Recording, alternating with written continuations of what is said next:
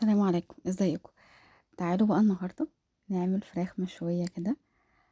جو حر، مش قادرين نطبخ اصلا يعني، فعايزين نعمل حاجات تكون سريعه. فتعالوا كده نبدا. مش قادرين بقى طبخ وبتاع، فالدنيا ايه مش مستاهله يعني. فيلا هقولكوا على تريكات للفراخ المشويه تخليها حلوه جدا وقريبه جدا من بتاعه بره. يلا بينا. تتبيله سهله وبسيطه خالص. اول حاجه الفراخ اللي انتوا عايزينها، انا كانت الفراخ اللي عندي كبيره شويه، قطعتها على كذا قطعه لان هي لازم تكون صغيرة علشان تستوي. ده شرط. يعني اصلا الفراخ اللي بتتشوي بتبقى كيلو، كيلو و200 جرام، كيلو ونص اخرها، فدي كانت كبيرة. فانا عشان كده قطعتها صغير كده. هجيب الكبة واحط فيها طماطم وبصل. دول كانوا 2 طماطم وبصل، فلفل اخضر، و هنحط ليمون، نعصر كده ليمونة او 2. يعني هي ليمونة كويسة، لو فيها مية قليلة ممكن نحط 2. تمام. لو مفيش كبة تقدروا ان انتوا تبشروهم على ايديكم. هحط كزبرة ناشفة، انا بحب الكزبرة مع الفراخ، واحط فلفل اسود طبعا. هنحط اكيد ملح، وكمان هنحط بابريكا مدخنة هتديها طعم التدخين وهتساعد. ودي اول تركة من التركات، ان احنا هنستخدم بابريكا مدخنة. وهنحط الملح.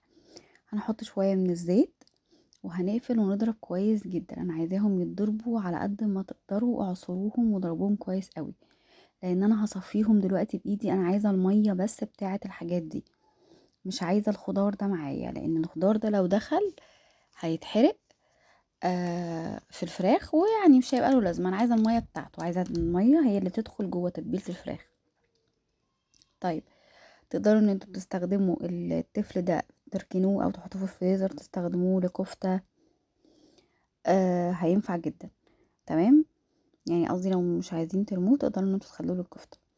هسيب بقى الفراخ متبله في الميه الحلوه دي شويه كده، وبعدين هجيب صينيه، ودي تاني تركه.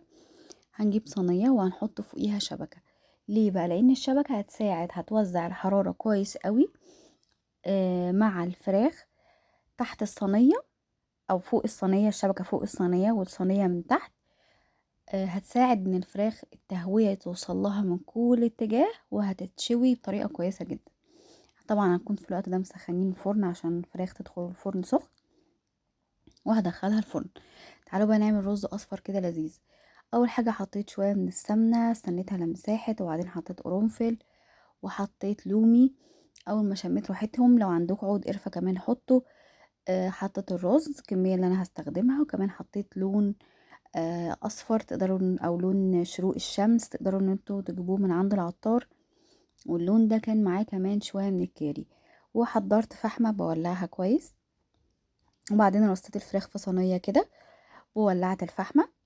تمام. الفحم كانت خلاص اهي ولعت. حطيت عليها شويه زيت عشان تطلع دخان، وهقفل على الفراخ واسيبها تاخد ريحه الفحم. بس كده. شفتوا قد ايه سهل وبسيط الموضوع؟ هنرص بقى الفراخ فوق كده البايركس بتاعنا، فوق الرز كمان. وبس عملنا احلى صينيه. بص بسرعه طبعا تنفع جدا جدا للمصايف. هتبقى خطيره لو تاخدوا كده الفراخ متبله جاهزه عندكم.